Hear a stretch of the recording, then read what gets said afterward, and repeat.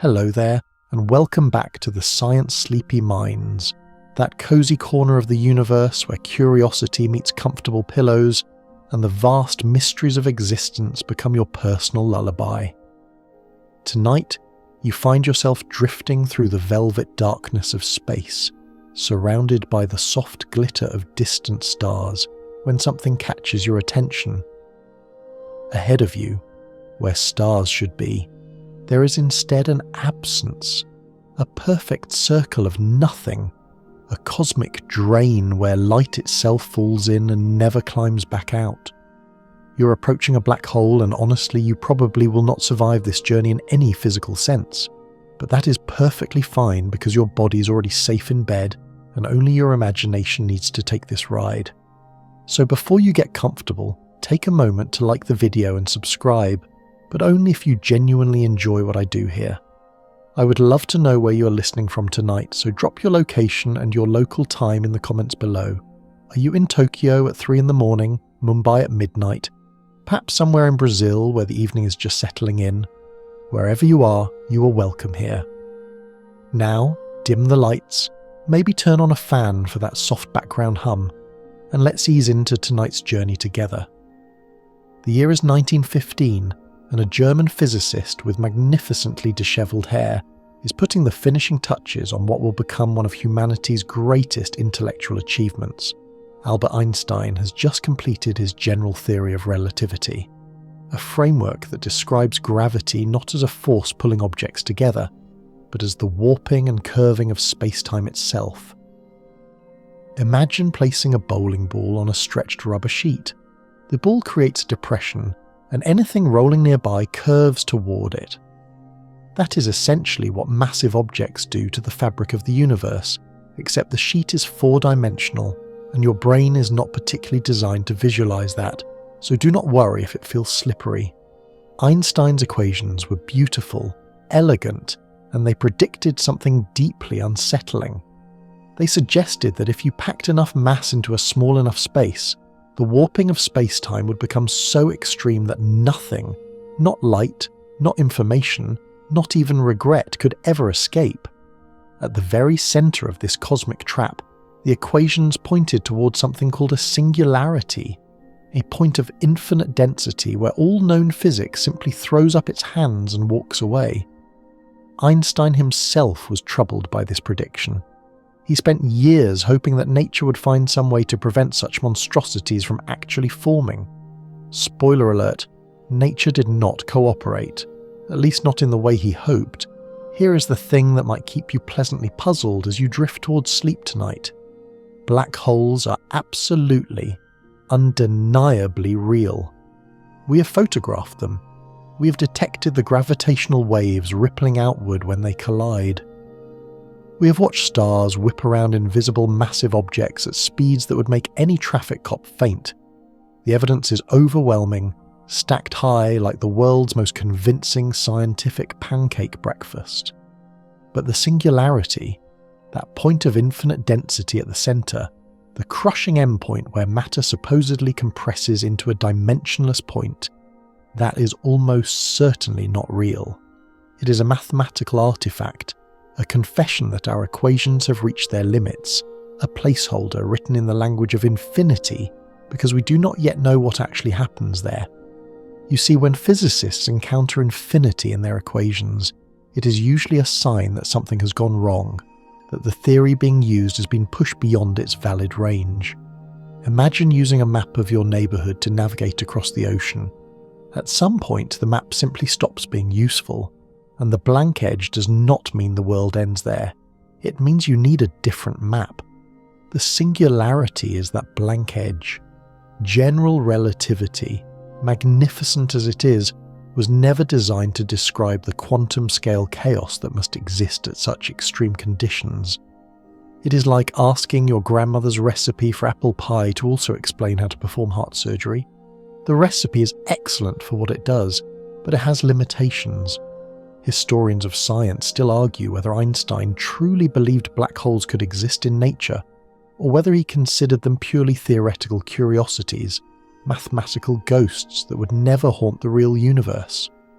What we do know is that he published a paper in 1939 attempting to prove that black holes could not form through any natural process. He was wrong, but charmingly so. And science has a beautiful tradition of brilliant people being brilliantly wrong in ways that push understanding forward. There is a quirky footnote to all of this that rarely makes it into textbooks. The term black hole was not coined until 1967, more than 50 years after Schwarzschild first described them mathematically. Before that, physicists used the rather less poetic term gravitationally completely collapsed object. Imagine trying to make that sound dramatic in a documentary.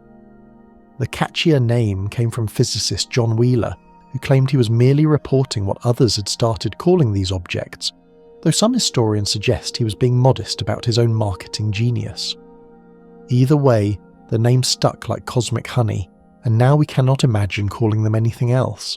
As you float closer to that dark circle ahead, you might notice something strange happening to the stars around its edge. Their light bends, curves, wraps around the black hole like water swirling around a drain. This gravitational lensing is one of the most visually stunning confirmations that space-time really does warp in the presence of mass. The black hole is not just sitting in space, it is reshaping the very stage upon which the cosmic drama unfolds. And somewhere in there, according to our best current theory, lurks a singularity that probably does not exist in the way we imagine. Tonight we're going to explore this fascinating contradiction. We will trace the history of how black holes went from mathematical absurdity to confirmed reality.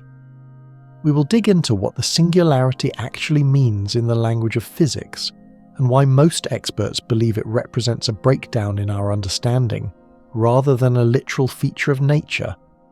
We will meet the rebels proposing alternatives, from string theorists with their fuzzy balls, yes, that is the actual technical term, to loop quantum gravity enthusiasts who think black holes might birth entire new universes. And through it all, we will keep our voices soft, our pace gentle, and our minds open to the possibility that the universe is even stranger and more wonderful than our equations currently suggest. The darkness ahead grows larger in your field of vision. The silence of space wraps around you like the universe's most comfortable blanket. There is no rush here, no deadline, no alarm that needs answering. Just you, the stars, and the greatest mystery that gravity ever produced.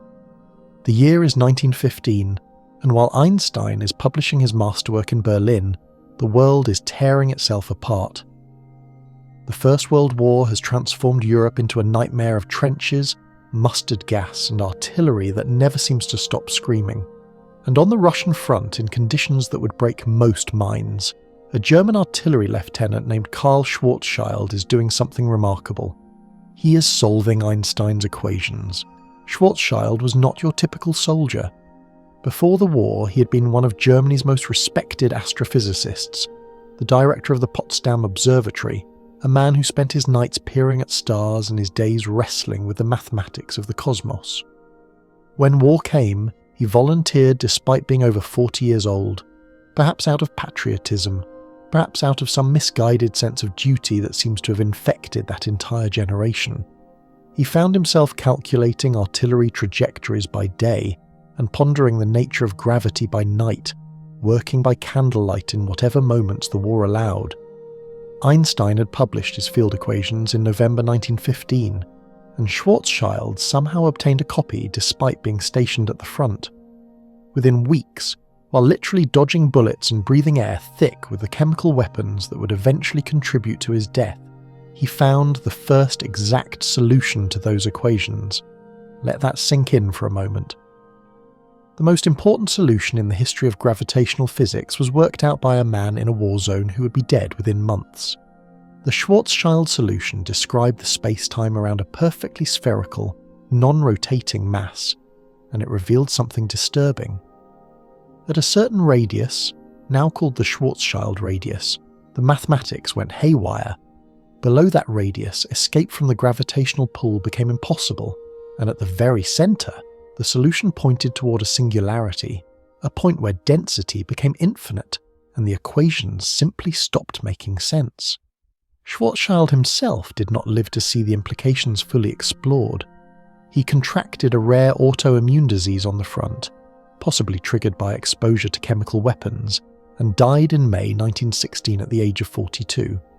The universe he helped describe swallowed him far too soon. You drift through the darkness, and perhaps you can sense the ghost of Schwarzschild somewhere nearby, a brilliant mind extinguished by human stupidity while reaching toward cosmic truth.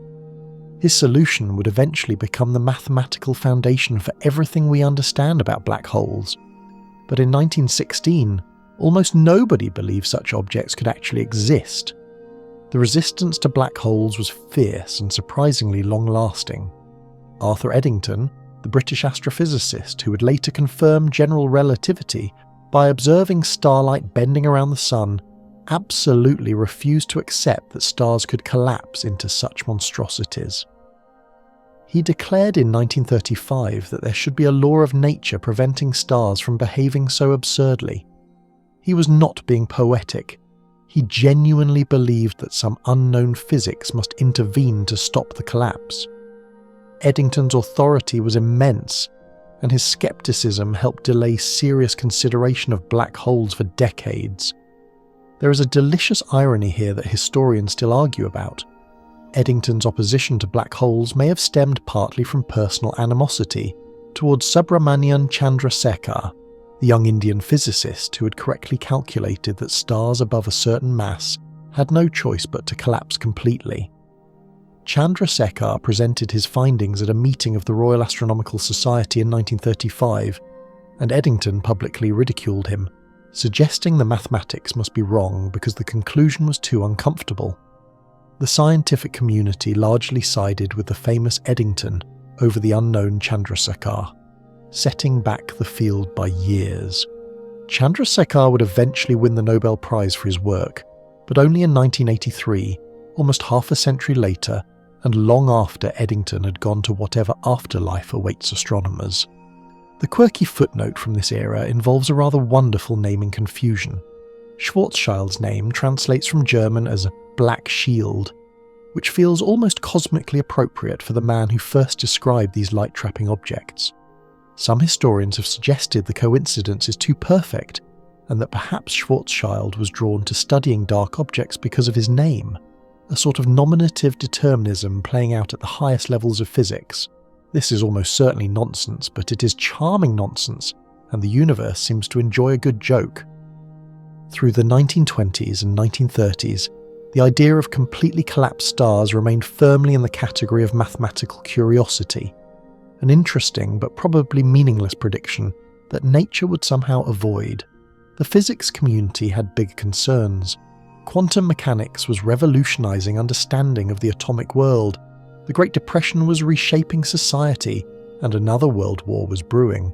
Black holes could wait. The term black hole did not exist yet, remember. Physicists who did take these objects seriously called them frozen stars, because of a peculiar property of how they appeared to distant observers. If you watch something fall toward the Schwarzschild radius, you would see it slow down and eventually appear to freeze at the boundary, its light red shifting into invisibility. From the perspective of the falling object, however, crossing the boundary would take a finite time. This conflict between observer perspectives troubled physicists, and rightfully so. It hinted at deep strangeness in the nature of time itself near these objects. Robert Oppenheimer, who would later become famous for rather different reasons, co-authored an important paper in 1939 exploring what happens when a massive star runs out of fuel. The conclusion was inescapable. If the star was heavy enough, it would collapse past the Schwarzschild radius and keep going. Nothing known to physics could stop it. Oppenheimer and his student George Volkoff had essentially proven that black holes must form in nature, at least according to general relativity. But the paper was published in September 1939, the same month Germany invaded Poland. The world had more pressing concerns than gravitational collapse, and Oppenheimer would soon be redirected toward a different kind of physics entirely. The darkness around you deepens as you consider this history. For decades, Humanity had the mathematical tools to understand black holes, but chose not to look too closely.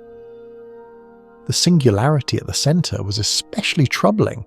What could infinite density even mean? How could something have no volume yet contain mass? The questions felt almost philosophical rather than physical, and physicists of that era were deeply suspicious of anything that smelled of philosophy. Yet the equations sat there, patient and undeniable, waiting for someone brave enough to take them seriously. The black hole was real, hiding in the mathematics like a monster under the bed that everyone agreed to pretend was not there. And at its heart, the singularity waited too, not because it was real, but because our understanding was incomplete. You're getting closer now, close enough that the black hole dominates your view. That boundary ahead, that invisible line in space-time, that is the event horizon, and it deserves your attention before you get any nearer. The name itself is rather poetic for physics, suggesting something almost prophetic, a horizon beyond which events simply cannot be witnessed. In a very real sense, that is exactly what it is. The event horizon marks the Schwarzschild radius, the distance from the centre at which escape velocity equals the speed of light. Since nothing can travel faster than light, thanks, Einstein, this means nothing that crosses this boundary can ever return. Not matter, not light, not the signals that would let anyone outside know what happens within. The event horizon is not a physical surface you would bump into. There is no wall, no membrane, no celestial velvet rope with a cosmic bouncer checking IDs. It is simply a mathematical boundary, a point of no return defined entirely by geometry. Here is something that might twist your brain pleasantly as you relax into your pillow. If you are falling toward a black hole, you would not notice anything special when crossing the event horizon. There would be no sign, no sudden change in your surroundings, no alarm bells ringing to announce that you had just entered the universe's most exclusive trap. The crossing would feel entirely normal, at least momentarily. It is only later, when you try to turn around and leave, that you would discover the horrible truth. Every direction now points inward. The future itself has been redirected toward the singularity, and struggling against it makes as much sense as trying to swim backward through time. Meanwhile, someone watching you fall from a safe distance would see something entirely different. They would watch your descent slow down, your body appear to stretch, and your image redden as the light you emitted lost energy climbing out of the gravitational well. You would seem to freeze at the event horizon, never quite crossing it, your image fading to invisibility over time. From their perspective, you would be preserved forever as a fading ghost hovering at the boundary. From your perspective, you would have long since crossed over and met whatever fate awaits in the interior. This conflict between observer experiences troubled physicists for decades. Which perspective was correct? The answer, wonderfully unsatisfying, is that both are. The event horizon represents a breakdown in the ability to communicate between regions, not a breakdown in reality itself. What happens inside genuinely becomes disconnected from what happens outside, and comparing experiences across that barrier becomes meaningless. Stephen Hawking once lost a famous bet about event horizons, and the story reveals how our understanding has evolved. In 1974, Hawking bet fellow physicist Kip Thorne that Cygnus X1, a mysterious X-ray source, was not a black hole. This might seem strange given Hawking's later association with black hole physics, but he described the bet as an insurance policy. If black holes turned out not to exist, at least he would win the bet. By 1990, the evidence had become overwhelming that Cygnus X1 was indeed a black hole, and Hawking conceded. The prize Thorne received was a subscription to Penthouse magazine, which Hawking apparently chose specifically to annoy Thorne's wife. Physicists, it turns out, have a peculiar sense of humour. The concept of the event horizon was implicit in Schwarzschild's original solution, but it took decades for physicists to fully understand its properties. The mathematics initially suggested that something catastrophic happened at this radius. The equations seemed to blow up to become infinite or undefined. This Schwarzschild singularity at the horizon was mistakenly conflated with the true singularity at the centre, leading to enormous confusion. It was not until 1958 that David Finkelstein demonstrated that the apparent singularity at the event horizon was merely a coordinate artifact, similar to how the North Pole appears singular on certain maps, even though there is nothing special about that location on the actual Earth. The horizon was strange and important, but it was not a place where physics broke down. That distinction belonged only to the centre, to the true singularity that we are slowly approaching. Historians still argue whether the delay in understanding the event horizon represented a failure of mathematical imagination or a reasonable caution about taking extreme predictions seriously. The equations of general relativity were so new, so radical, that physicists could be forgiven for suspecting errors wherever the results seemed bizarre. The event horizon was bizarre enough to warrant suspicion, but ultimately proved to be genuine. The singularity at the centre would turn out to be the opposite: bizarre, suspicious, and probably not genuine at all. There is a quirky thought experiment that physicists use to illustrate the event horizon's properties, and it involves a flashlight. Imagine standing just outside the horizon and shining a flashlight outward. The light escapes normally. Now step slightly inside and try again. The light still travels at the speed of light. It always does. But the space-time through which it moves is falling inward faster than light can travel outward. It is like trying to run forward on a treadmill that moves backward faster than you can run. You're moving forward relative to the treadmill, but relative to the room, you're going backward. Inside the event horizon, everything is on that cosmic treadmill, and the centre is the only destination. As you float here, contemplating the boundary ahead, consider what the event horizon tells us about information. Everything that crosses carries information about its composition, its history, its quantum state. That information disappears from the accessible universe, locked away forever behind the horizon. Or does it? This question would later explode into one of the most contentious debates in theoretical physics, but that is a tale for later sections. For now, rest with the image of this invisible boundary, this cosmic point of no return.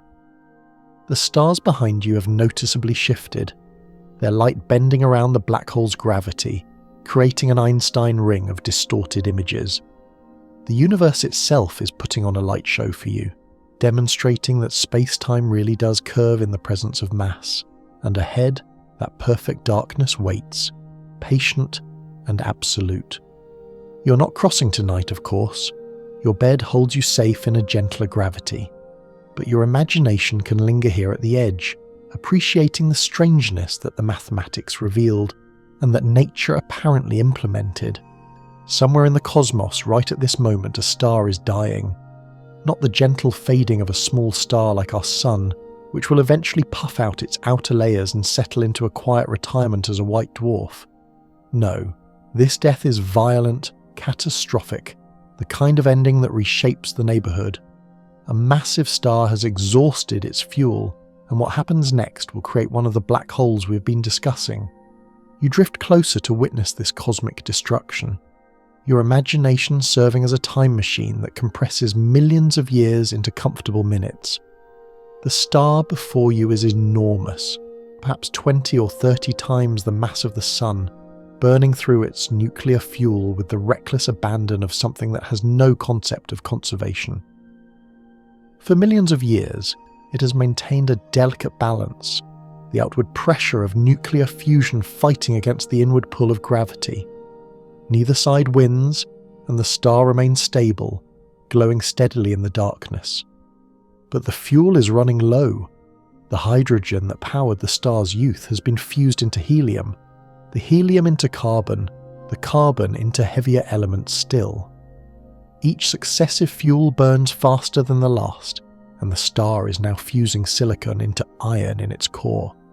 This is a problem. Iron is the end of the line for fusion. Trying to fuse iron absorbs energy rather than releasing it. The star has been writing checks against an account that is about to be empty. What happens next occurs in seconds. The core, no longer supported by fusion energy, collapses. The outer layers, suddenly finding nothing beneath them, rush inward at significant fractions of the speed of light. The collapsing core becomes so dense that protons and electrons are crushed together into neutrons, releasing a flood of ghostly particles called neutrinos. In a single moment, more energy is released than the Sun will emit in its entire 10 billion year lifetime. The outer layers bounce off the suddenly rigid neutron core, creating a shock wave that tears the star apart in a supernova explosion. For a few weeks, this dying star will outshine entire galaxies, briefly becoming one of the brightest objects in the visible universe. The elements forged in the star's core and the explosion itself, the carbon in your bones, the iron in your blood, the gold in whatever jewelry you might own, are scattered into space to eventually become new stars, new planets, new curious creatures wondering about their origins. But here is the catch, the grim truth that determines whether a black hole is born. If the collapsing core is below about 3 solar masses, a limit called the Tolman-Oppenheimer-Volkoff limit, it will stabilize as a neutron star, an object so dense that a teaspoon would weigh billions of tons but still held up by quantum pressure. If the core exceeds this limit, however, nothing known to physics can stop the collapse. The neutron star becomes a momentary phase, a brief pause before gravity wins absolutely and completely. Subrahmanyan Chandrasekhar first calculated a related limit, the maximum mass for a white dwarf, in 1930 during a boat journey to England. He was 19 years old, travelling to study at Cambridge, and he filled the voyage by working out what happens to stars that run out of fuel. His conclusion was startling. Above about 1.4 solar masses, white dwarfs could not exist. The star must either shed mass or collapse further. This Chandrasekhar limit, as it came to be called, earned him that long-delayed Nobel Prize and set the stage for understanding stellar death. Historians still argue whether Chandrasekhar's work was delayed by racism and colonialism or simply by the scientific conservatism of his era. His treatment by Eddington was certainly shabby, but Chandrasekhar himself rarely complained publicly, preferring to let his mathematics speak. His papers from the 1930s are models of clarity and restraint, the work of a mind entirely focused on truth rather than credit. The quirky detail from this era of stellar physics involves the word supernova itself. It was coined by Walter Baade and Fritz Zwicky in 1931, and Zwicky was one of the most colourful characters in astronomical history. He reportedly called colleagues spherical bastards, because they were bastards no matter which direction you looked at them. He also proposed the existence of neutron stars just 2 years after the neutron itself was discovered, a prediction that would not be confirmed until 1967. Zwicky was brilliant, abrasive, and almost certainly right more often than his peers wanted to admit. The collapse you are witnessing now has passed the neutron star phase. There is simply too much mass, too much gravity, and nothing left to resist.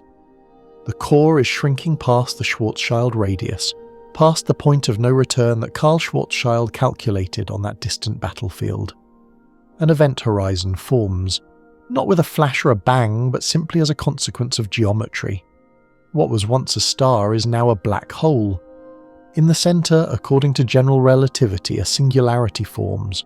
All that mass compresses into a dimensionless point of infinite density. Or does it? This is where our story gets interesting, where the confident predictions of Einstein's equations run headlong into the uncomfortable reality that our physics is incomplete. The supernova remnant expands outward around the newborn black hole, a shell of gas and dust that will eventually seed new star formation. The black hole itself settles into a kind of peace, its existence marked only by its gravitational influence on nearby matter. If another star wanders too close, it will be torn apart and devoured. If nothing comes near, the black hole will sit in darkness, patient and invisible, for timescales that make human civilization look like a sneeze. You watch the last light of the explosion fade, the cosmic violence settling into cosmic quiet. A monster has been born from a star's death, and at its heart lies a mystery wrapped in mathematics that probably does not describe reality. Pull back now. Let your perspective expand from that single stellar corpse to encompass an entire galaxy. You are floating above a vast spiral, perhaps the Milky Way itself, watching hundreds of billions of stars wheel around a common centre. And at that centre, invisible but undeniable, lurks something far more massive than any stellar black hole could ever be. Supermassive black holes occupy the hearts of virtually every large galaxy in the universe. Not just some galaxies, not just the unusual ones, essentially all of them. Our own Milky Way hosts Sagittarius A star, a black hole approximately 4 million times the mass of the Sun. The asterisk in its name comes from radio astronomy notation, where it denotes a particularly bright radio source, though you might prefer to read it as a cosmic footnote, a gentle reminder that we're all orbiting a gravitational monster. The scale of supermassive black holes beggars imagination in the most pleasant way. Sagittarius. A star is relatively modest by supermassive standards. The black hole at the centre of the galaxy, M87, weighs in at about 6.5 billion solar masses, roughly 1,000 times heftier than our local heavyweight. Some supermassive black holes achieve masses of tens or even hundreds of billions of suns, concentrations of matter so extreme that their event horizons span light hours rather than light minutes. Here is where the science gets delightfully confusing, perfect for a sleepy mind to wander through. We understand how stellar black holes form, massive stars die, their cores collapse. The physics is dramatic but comprehensible. Supermassive black holes, however, present a genuine puzzle. They exist in the centres of galaxies that formed when the universe was very young, just a few 100 million years after the Big Bang. That is not enough time by conventional accounting for a stellar black hole to grow to supermassive size by eating surrounding matter. The math simply does not work. Even if a stellar black hole ate as fast as physically possible, a rate called the Eddington limit, beyond which radiation pressure from the infalling material actually pushes more material away. It could not grow to millions or billions of solar masses in the time available. Something else must be happening, and scholars still argue vigorously about what. One possibility involves direct collapse black holes, hypothetical objects that formed when massive clouds of gas in the early universe collapsed directly into black holes, without ever forming stars first. These would have been born large, perhaps tens of thousands of solar masses, giving them a head start in the growth game. Another possibility involves the merger of smaller black holes, a sort of cosmic cannibalism that gradually builds bigger objects from smaller pieces. A third possibility, more exotic still, suggests that primordial black holes might have formed in the turbulent conditions of the very early universe, seeding the growth of supermassive objects. Each explanation has its advocates and its problems, and the honest answer is that we do not know how supermassive black holes got so big so fast. This is not a failure of science, but an invitation to discovery, a reminder that the universe still holds genuine mysteries despite our impressive progress. The quirky footnote from supermassive black hole research involves their discovery. The existence of extremely massive compact objects at galactic centres was proposed long before we had direct evidence for them. As early as 1963, astronomers detected quasars, quasi-stellar radio sources, that were immensely luminous and immensely distant. The only explanation that made sense was matter falling into a supermassive black hole and releasing gravitational energy as it spiraled inward. The black hole itself was invisible, but its feeding habits were unmistakable. Sagittarius A was localized in the 1970s, but confirming its nature required decades of patient observation. A team led by Andrea Ghez at UCLA and another led by Reinhard Genzel in Germany spent years tracking stars orbiting the galactic center. These stars move at thousands of kilometers per second, whipping around an invisible point with periods as short as 16 years. By mapping their orbits precisely, the two teams independently confirmed that a mass of about 4 million suns must be concentrated in a volume smaller than our solar system. there was no plausible explanation other than a supermassive black hole. Gez and Genzel shared the 2020 Nobel Prize for this work, recognition of patience and precision pushed to extraordinary limits. You float above the galactic plane, watching stars stream around that invisible centre, and you might wonder what would happen if you fell in. The good news, relatively speaking, is that supermassive black holes are actually gentler places to fall into than their stellar cousins. The tidal forces, the difference in gravitational pull between your feet and your head, depend on how quickly gravity changes with distance, which is related to the black hole's density. Supermassive black holes have such large event horizons that you could cross into one without immediately being spaghettified. You might have minutes or even hours of falling before the tidal forces became fatal. This is cold comfort, admittedly, since you would still be falling toward a singularity that our physics cannot describe. But it does mean that the interior of a supermassive black hole, whatever it actually contains, is in some sense more accessible to contemplation. A hypothetical observer could spend time inside, could perhaps even conduct experiments before reaching the centre. And at that centre, once again, our equations insist on a singularity, a point of infinite density where all that swallowed mass supposedly concentrates. Once again, this prediction almost certainly reflects the limitations of our theory rather than the true nature of the object. The singularity is a mathematical confession of ignorance, wearing the disguise of certainty. The galaxy wheels slowly beneath you, its billions of stars unaware of the monster at their centre. The night is vast, your pillow is comfortable, and the universe continues its ancient dance. The date is April 10th, 2019, and humanity is about to see the unseeable. You're sitting in your imagination at one of the press conferences happening simultaneously around the world, watching as scientists prepare to unveil the first direct image of a black hole. The room hums with anticipation. Cameras flash, and then there it is on the screen. A fuzzy orange ring surrounding a dark centre, an image that would become instantly iconic. The black hole in the photograph is not Sagittarius A star, our local supermassive resident. It is the far more massive black hole at the centre of the galaxy M87, some 55 million light-years away. The image you're looking at shows something that existed 55 million years ago. Light that left its source when dinosaurs still had about 10 million years left on Earth. By the time this light reached our telescopes, entire species had risen and fallen, continents had drifted, and descendants of small mammals had built the instruments to receive it. Creating this image required transforming Earth itself into a single telescope. The Event Horizon Telescope, as the collaboration was called, linked radio observatories scattered across the planet, in Hawaii, Mexico, Chile, Spain, Arizona and Antarctica, using a technique called very long baseline interferometry. By precisely timing the arrival of radio waves at different locations and combining the data computationally, the team effectively created a telescope the size of Earth. Only such an enormous virtual instrument had the resolution to see something as small as a black hole's shadow at such vast distances. Small is relative here, of course.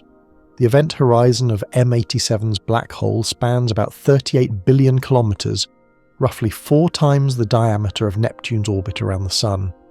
But from 55 million light-years away, this immense object appears smaller than would an orange on the surface of the Moon. The technical achievement of capturing any image at all was staggering, a triumph of international collaboration and engineering precision. The orange glow in the image is not the black hole itself, but the super-hot material swirling around it in what astronomers call an accretion disk. This matter, falling toward the event horizon, heats to billions of degrees and radiates brilliantly at radio wavelengths. The dark centre, the shadow, is where light has fallen past the event horizon and cannot escape. For the first time in history, we were looking at the boundary between our universe and whatever lies within a black hole. Katie Bouman became briefly famous as the face of this achievement, a young computer scientist whose algorithm helped transform petabytes of data into that fuzzy image. The internet loved the photo of her reacting to the first image, hands raised to her face in delighted disbelief. The reality, of course, was more complex. Hundreds of scientists contributed to the project across many years. But Bauman's moment of joy became symbolic of the larger human triumph. Historians and scientists still argue about what the image actually shows us about black hole physics. The photograph confirmed that general relativity's predictions hold even under these extreme conditions, with the shadow size matching theoretical expectations within about 10%. This was a victory for Einstein, whose equations apparently work even near the most extreme gravitational sources in the universe. But the image tells us nothing about what happens inside the event horizon, nothing about whether a singularity actually exists. The quirky behind-the-scenes detail from the Event Horizon Telescope project involves the sheer amount of data collected. The observations generated 5 petabytes of information, so much that it was faster to physically ship hard drives from the various observatories than to transmit the data electronically. The Antarctic telescope's data had to wait for months until the station's winter season ended and planes could land to retrieve the drives. The speed of FedEx, it turns out, exceeds the speed of internet when the files are large enough. In May 2022, the collaboration released an image of Sagittarius A star, our own galactic center black hole. This image was even harder to create because our black hole is smaller and more variable. The material orbiting it changes significantly over minutes rather than days, blurring the picture like trying to photograph a child who refuses to sit still. Yet the team succeeded, giving us a portrait of the closest supermassive black hole, the gravitational anchor around which our Sun and all its planets orbit. You look at these images, these fuzzy orange rings, and you might feel a strange mix of triumph and humility. Triumph because human ingenuity has allowed us to see what seemed fundamentally unseeable. Humility because the images reveal how much we still do not understand. The dark center of each photograph is a mystery preserved, a region where our physics cannot follow. The singularity supposedly lurking at the heart of each black hole does not appear in these images and could not. It is hidden behind the event horizon, and the event horizon itself is hidden within the shadow. We have photographed the absence of light, the shape that space-time takes when bent to its extreme. We have confirmed that black holes are real objects in the real universe, not merely mathematical curiosities. But the singularity remains theoretical, a prediction that our own equations tell us should not be trusted. General relativity predicts its existence, and simultaneously confesses that it cannot describe what happens there. The photograph captures the container but not the contents, the question but not the answer. As you drift away from the glow of discovery, carrying these images in your sleepy imagination, you might notice how different knowledge feels from understanding. We know more about black holes than ever before. We understand them less completely than our confidence might suggest. Now we descend into the mathematics, but gently, like lowering yourself into a warm bath rather than diving into cold water.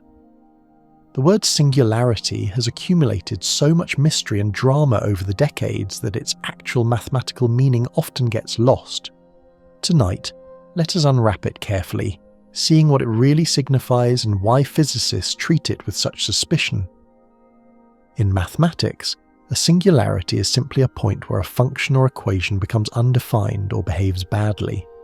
Consider the humble fraction 1 divided by x.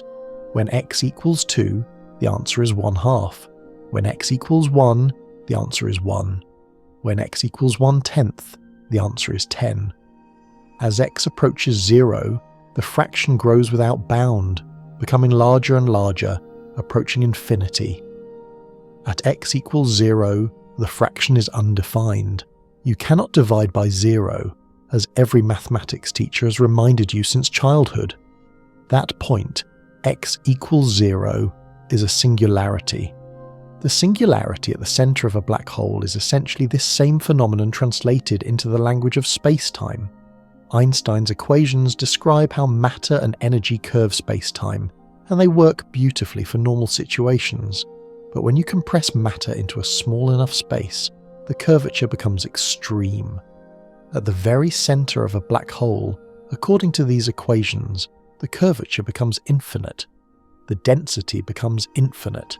The volume becomes zero. Division by zero appears in the mathematics, and the equations simply stop making sense. This is not a description of reality. It is a confession that the description has failed. Physicists have learned to recognize singularities as warning signs rather than features. When your equations produce infinity, it usually means you have pushed them past their valid range of application. Newtonian physics, for example, predicts that point particles could have infinite electromagnetic self-energy, which troubled physicists until quantum mechanics provided a better framework. Singularities in earlier theories were resolved by newer, more complete theories. The expectation is that the singularity inside black holes will eventually receive the same treatment. General relativity, magnificent as it is, was designed to describe the large-scale behaviour of gravity. It treats space-time as smooth and continuous, curving gracefully in response to matter and energy. But we know from quantum mechanics that at very small scales, smoothness and continuity break down. Particles exist in superpositions, uncertainty rules, and the fabric of reality becomes fuzzy in ways that defy classical description. General relativity ignores all of this, and the singularity is where that ignorance catches up. Imagine you're using a map to navigate a forest. The map shows roads and rivers and the general shape of the terrain. It works well until you zoom into the scale of individual trees and rocks and roots. At that scale, the map becomes useless, not because the forest stops existing, but because the map was never designed to describe details that small. The singularity is general relativity zoomed past its design limits, showing blank space where the theory simply has nothing meaningful to say. Historians of physics still argue about whether Einstein himself understood this limitation. He certainly struggled with quantum mechanics, famously insisting that God does not play dice with the universe. His discomfort with randomness and uncertainty may have prevented him from fully appreciating that his own gravitational theory would eventually need quantum corrections. The singularity is, in some sense, a consequence of Einstein's classical mindset bumping against a quantum universe. Here is a quirky way to visualize the problem. Imagine a funnel, the sort of thing you might use to pour liquid into a bottle. Space-time near a black hole is often visualized as a funnel or well, with the event horizon at some radius and the center at the bottom. In this picture, the singularity is supposed to be a point at the very bottom where the funnel narrows to zero width. But ask yourself, can a physical funnel actually narrow to a point?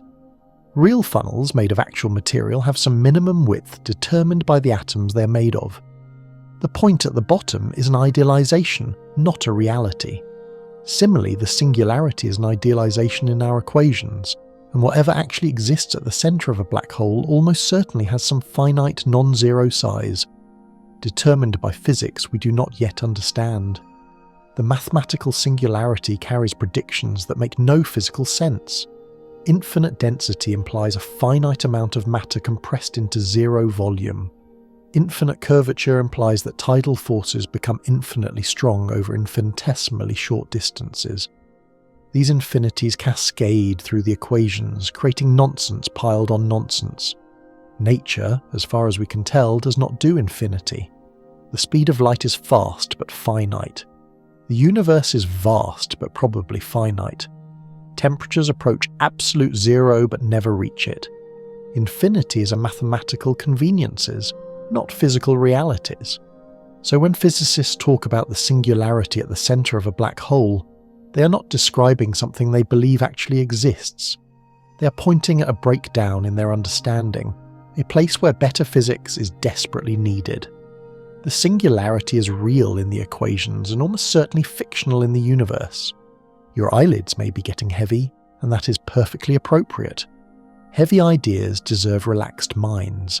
The mathematics can seem intimidating when approached with tension, but here in the dark, with nothing demanded of you, the concepts float by like clouds. interesting to observe, requiring no immediate action. General relativity is one of the most successful scientific theories in history, and it has a peculiar habit of predicting its own failure. You're now drifting through the conceptual landscape where Einstein's masterwork confesses its limitations, and there is something almost noble about a theory that knows where it stops being trustworthy.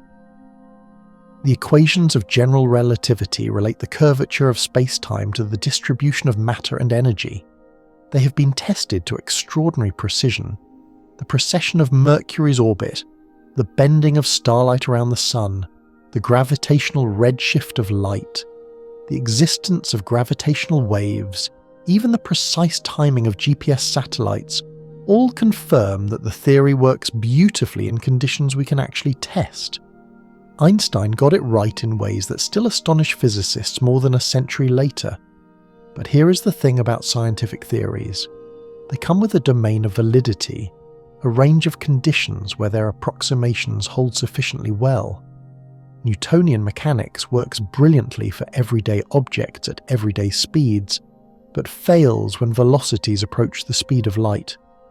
Quantum mechanics describes the behavior of atoms and particles exquisitely, but becomes cumbersome for describing baseballs and planets. Every theory has boundaries, edges where its assumptions break down and something new is needed. General relativity's boundary is the singularity. The theory assumes that space-time is a smooth, continuous manifold, a mathematical surface without gaps or tears. This assumption works wonderfully for stars, galaxies, and even the extreme conditions near the event horizon of a black hole. But at the singularity, the assumption fails catastrophically. The curvature becomes infinite, which would mean the manifold has a kind of infinite spike or tear. The smooth fabric of space-time that general relativity describes simply cannot accommodate such a feature. When physicists say that general relativity breaks down at the singularity, they mean something precise. They mean that the equations become mathematically ill-defined, producing infinities that cannot be physically interpreted. They mean that the theory cannot make predictions about what happens at or beyond the singularity. They mean, in essence, that general relativity is raising its hand and saying, "I cannot help you here. You need different mathematics." This is the theory's confession of failure, but it is a peculiarly honest kind of failure. Lesser theories might simply give wrong answers, predictions that conflict with observation, and require external experiments to reveal their limitations. General relativity, remarkably, announces its own limitations from within the mathematics itself.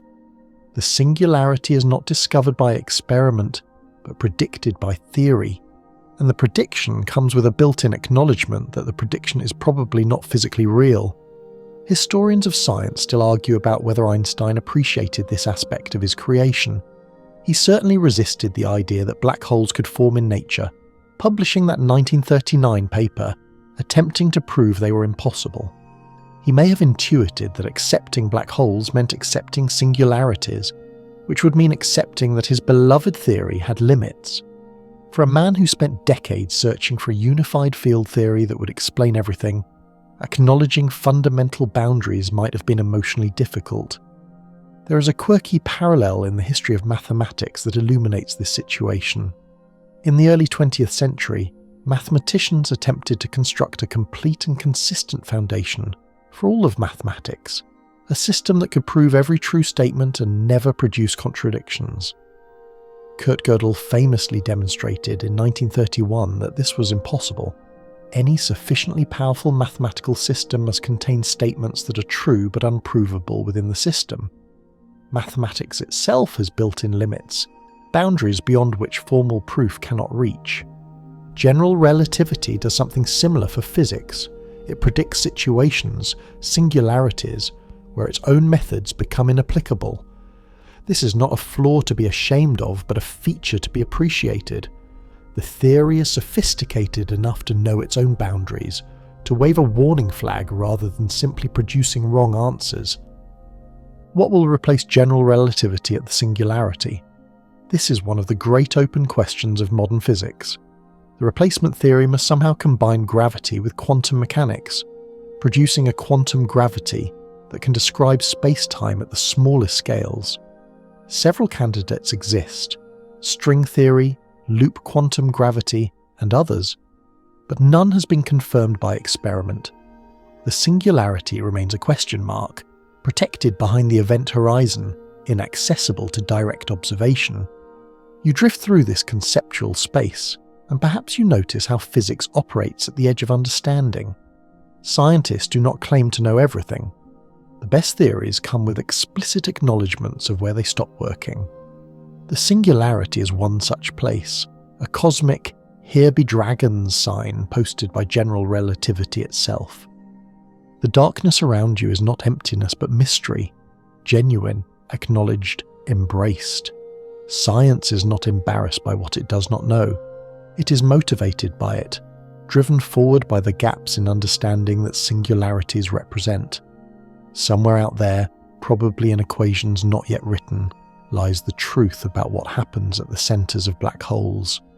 Two giants of physics are about to collide, and you have a front row seat to the most spectacular theoretical conflict of the modern era.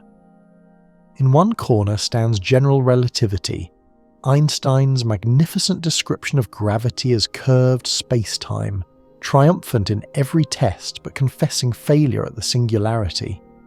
In the other corner stands quantum mechanics, the astonishingly successful framework describing the behaviour of particles and forces at the smallest scales. These two theories are both true, both tested and fundamentally incompatible. Quantum mechanics describes a universe built from probability rather than certainty. Particles do not have definite positions until measured. They exist in superpositions of all possible states, their properties smeared across probability waves. The act of observation collapses these waves into definite outcomes, introducing an irreducible randomness into the fabric of reality. Einstein hated this. God does not play dice, he insisted, but experiment after experiment confirmed that nature disagrees with human intuitions about certainty. General relativity describes a universe built from smooth geometry. Space-time curves gracefully in response to matter and energy, flowing continuously from point to point. There is no inherent randomness, no fuzzy uncertainty, just elegant mathematics describing how massive objects warp the stage on which events unfold. The theory is deterministic in ways that quantum mechanics is not. These two descriptions cannot both be complete. At the singularity, they collide with particular violence. Consider what happens as matter falls toward the centre of a black hole. According to general relativity, it compresses to a point of infinite density, a dimensionless singularity of zero volume. But according to quantum mechanics, you cannot specify both the position and momentum of a particle with arbitrary precision. The uncertainty principle forbids it. Compressing something to a literal point would require perfect knowledge of its position, which would make its momentum utterly undefined, allowing it to have infinite energy. The two theories give contradictory requirements. At scales called the Planck scale, about 10 to the minus 35 meters, quantum effects should become important for space-time itself. This is unimaginably small, far below anything we can directly measure. A proton is about 10 to the minus 15 meters. The Planck length is 20 orders of magnitude smaller still. Yet the singularity supposedly exists at precisely these scales, where quantum mechanics must be relevant, but where general relativity has no way to incorporate quantum effects. The conflict runs deeper than mere numbers. Quantum field theory, the framework that describes the other forces of nature, requires a fixed background space-time on which fields can exist. General relativity makes space-time itself dynamic, curving and responding to matter. Trying to construct a quantum theory of gravity means trying to quantize the very stage on which quantum mechanics performs. The mathematics becomes dizzyingly self-referential. Physicists have attempted various approaches to resolving this conflict, and historians still argue about which attempts show the most promise. The search for quantum gravity has consumed careers, generated Nobel Prizes, and produced some of the most sophisticated mathematics ever conceived. Yet no fully successful theory has emerged. The singularity remains the place where our two best descriptions of reality cannot coexist. There is a quirky metaphor that physicists sometimes use to describe the situation. Imagine two maps of the same city, one showing roads and one showing subway lines. Both maps are correct for their purposes, and for most of the city you can use either one without confusion. But at subway entrances, the places where surface roads connect to underground tunnels, the two maps become hard to reconcile. You need a three-dimensional model that shows how the two systems connect. The singularity is like a subway entrance at the center of reality, a place where our two-dimensional maps fail and something more complete is required. The incompatibility between quantum mechanics and general relativity has produced what some call the greatest unsolved problem in theoretical physics. How do you quantize gravity? How do you describe the geometry of space-time when space-time itself is subject to quantum uncertainty? How do you avoid the infinities that plague every naive attempt to combine the theories? Various approaches offer partial answers. String theory replaces point particles with tiny vibrating strings, which smooths out certain infinities. Loop quantum gravity quantizes space-time itself, describing it as built from discrete chunks rather than continuous fabric. Other approaches, causal set theory, causal dynamical triangulations, asymptotic safety, each offer different perspectives on the problem. None has been confirmed by experiment, and none has fully resolved the singularity problem. You float at the interface between these warring theories, feeling their tension without needing to resolve it. The singularity marks this battlefield, the place where physics admits that its two most successful frameworks cannot both apply. Whatever actually exists at the center of a black hole must be described by some yet unknown theory that reconciles quantum uncertainty with gravitational curvature. For now, the honest answer is that we do not know what happens at the singularity because we lack the physics to describe it. This is not defeat, it is the frontier. Science advances by identifying exactly these boundaries, these places where current understanding fails. You're shrinking now, your perspective diving through scales of size that defy everyday intuition. Past atoms, past protons, past the already quantum realm where particles dance in probability clouds. You're heading toward the smallest meaningful distance in physics, the Planck scale, where the universe itself becomes uncertain. The Planck length is approximately 1.6 times 10 to the minus 35 meters. To appreciate how small this is, consider that a proton is about 10 to the minus 15 meters across. The Planck length is smaller than a proton by the same factor that a proton is smaller than a typical room. If you enlarge the Planck length to the width of a human hair, a hydrogen atom would stretch from here to the nearest star. At this scale, according to our best theoretical understanding, the smooth space-time of general relativity must dissolve into something else. Quantum fluctuation should become significant for geometry itself. Space might no longer be continuous but might exist in discrete chunks. Time might lose its familiar meaning. The fabric of reality becomes fuzzy, uncertain, probabilistic in ways that current physics cannot fully describe. This is the Planck scale boundary, the wall beyond which we cannot extrapolate our current theories with any confidence. The singularity at the center of a black hole supposedly lies at or beyond this boundary, which is precisely why we should not trust predictions about it. Max Planck discovered these natural units in 1899, before quantum mechanics or general relativity had been developed. By combining the fundamental constants of nature, the speed of light, Newton's gravitational constant, and what would become Planck's constant, he found a unique set of scales for length, time, mass, and energy. These Planck units emerge naturally from physics itself, independent of human choices about meters or seconds. They represent in some sense the fundamental pixelation of reality. Historians still argue about whether Planck himself understood the significance of his discovery. He was primarily interested in understanding thermal radiation, the problem that would eventually lead to quantum mechanics. The Planck units were a mathematical curiosity for decades before physicists recognized them as markers of where new physics must emerge. Sometimes the most important discoveries are not recognized as such until the framework to interpret them finally arrives. Here is the crucial insight about the singularity. According to any reasonable extrapolation, the classical singularity predicted by general relativity cannot survive to the Planck scale. Long before matter compresses to a literal point, quantum effects should intervene. The singularity dissolves, replaced by something, we do not know what, that our current theories cannot describe. Imagine you are zooming in on what seems like a perfectly sharp knife edge. At everyday scales, it looks like a one-dimensional line with zero thickness. Look closer with a microscope, and you see the edge has width, roughness, irregularity. The apparent sharpness was an illusion of scale. The singularity is like that knife edge, apparently infinitely sharp in the equations of general relativity, but almost certainly softened, blurred, or replaced by something finite when examined at the appropriate scale. Various theoretical approaches suggest what this something might be.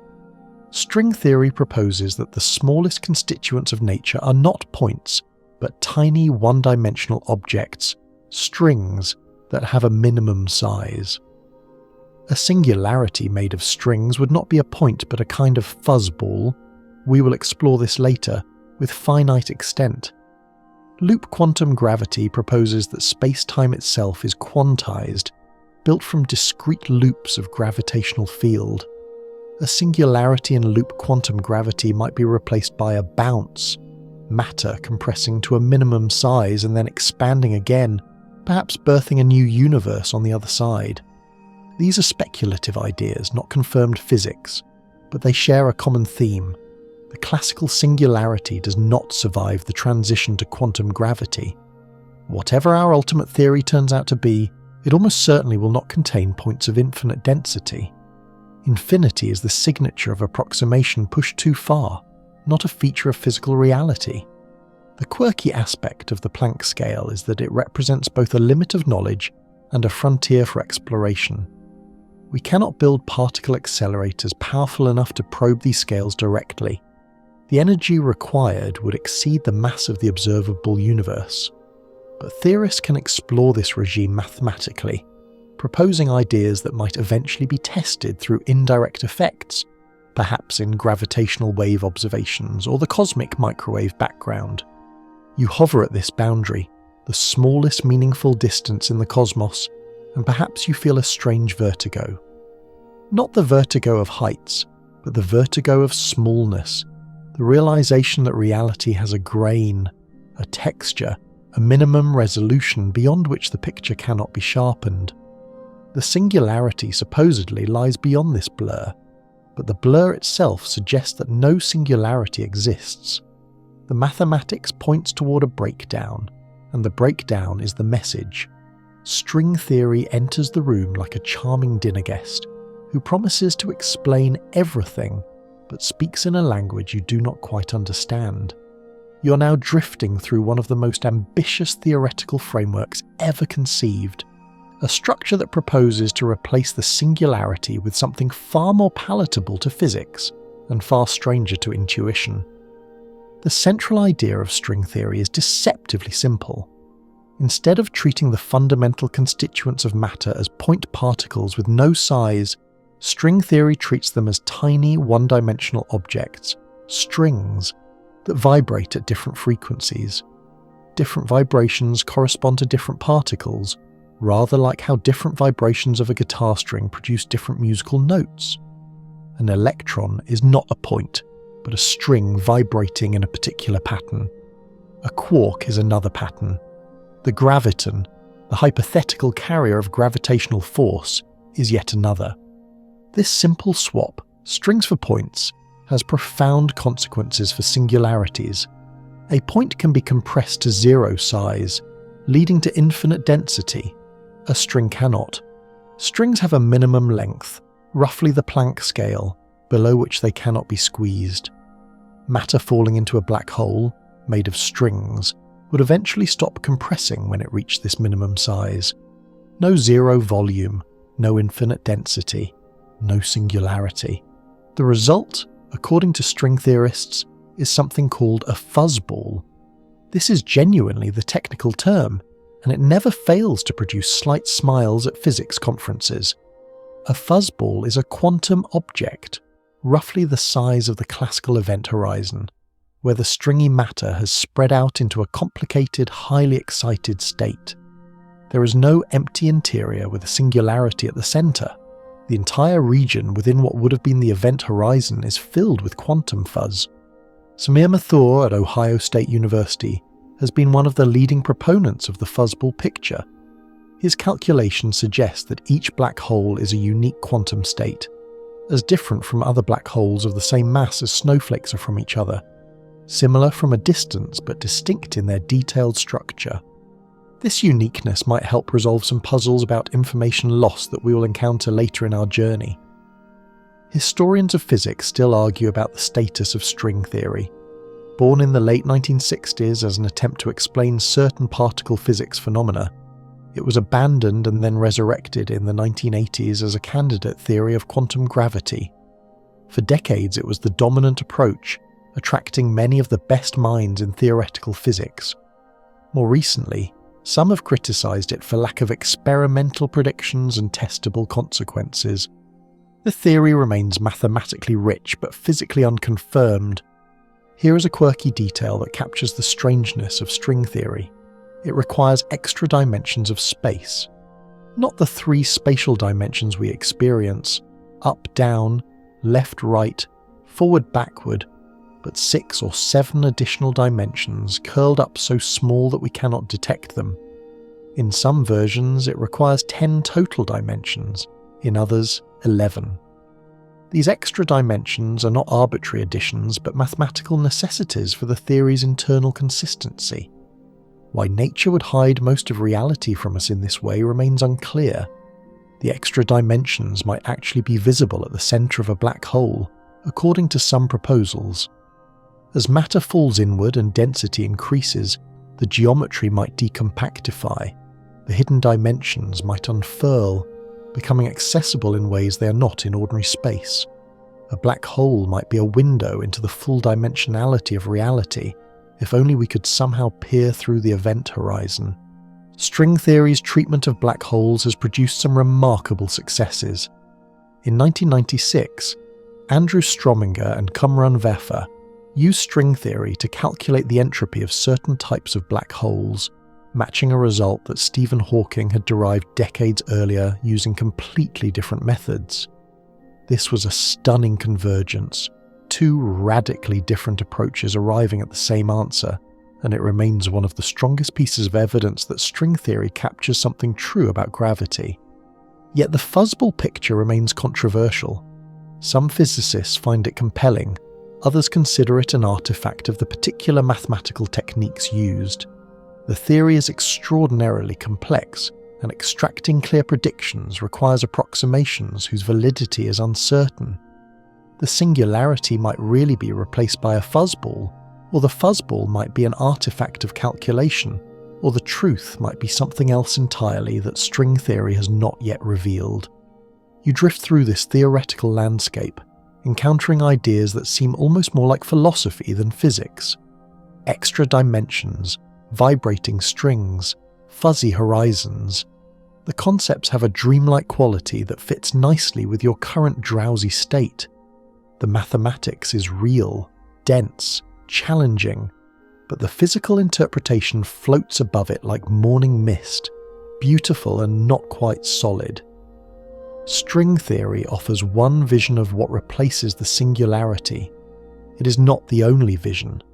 Another path through the quantum gravity landscape beckons, and you turn toward loop quantum gravity, a framework that takes a radically different approach to the singularity problem. Where string theory starts with particles and extends them into strings, loop quantum gravity starts with space-time itself and weaves it from something new. The core idea of loop quantum gravity is that space-time is not continuous but quantized, built from discrete chunks at the Planck scale. Imagine that space is not like a smooth sheet, but like a fabric, woven from fundamental threads. These threads, called spin networks, form a structure that at large scales appears continuous, but at small scales reveals a granular texture. You cannot have half a thread, just as you cannot have half an electron. Space comes in minimum units.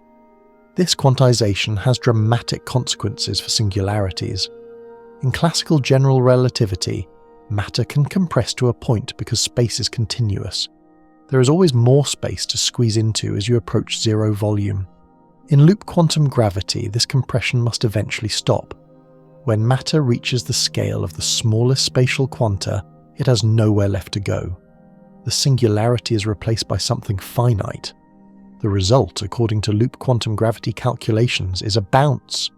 Matter falling into a black hole compresses until it reaches the Planck density, at which point quantum effects generate a repulsive pressure that halts and reverses the collapse.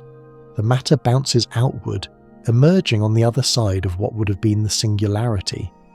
Some theorists propose that this bounce might create a new universe, a baby cosmos spawned from the death of matter in the old one. This is called the Planck star scenario. The interior of a black hole, rather than containing a singularity, contains an extremely compressed but finite object that will eventually bounce back. From the inside, the bounce might happen quickly. From the outside, because of the extreme time dilation near the horizon, the bounce might take longer than the current age of the universe. The black hole appears stable, sitting quietly in space, but inside a cosmological drama is unfolding in slow motion. Abhay Ashtekar, one of the founders of loop quantum gravity, has developed detailed models of this process. His calculations suggest that the singularity at the center of a black hole is not merely softened but eliminated entirely, replaced by a regular, well-behaved geometry where physics remains defined. The infinite curvature of classical general relativity becomes large but finite in the quantum theory. Historians still argue about the relationship between loop quantum gravity and string theory.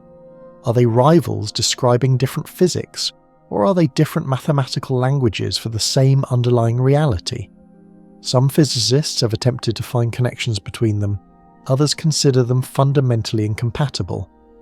The honest answer is that we do not know which, if either, is correct. Nature keeps its secrets well. Here is a quirky philosophical consequence of the bouncing cosmology idea.